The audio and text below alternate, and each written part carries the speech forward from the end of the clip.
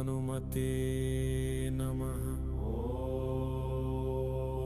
ॐ आञ्जनेयाय नमः। ॐ मारुतात्मजाय नमः।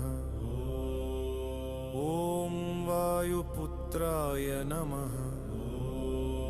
ॐ महावीराय नमः।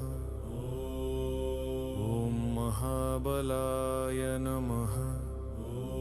ॐ महाबुद्धये नमः। ॐ महाबलविक्रमाय नमः। ॐ रामदूताय नमः। ॐ रामभक्ताय नमः। ॐ सीताशोकविनाशनाय नमः। ॐ अशोकवनिका विध्वंसकाय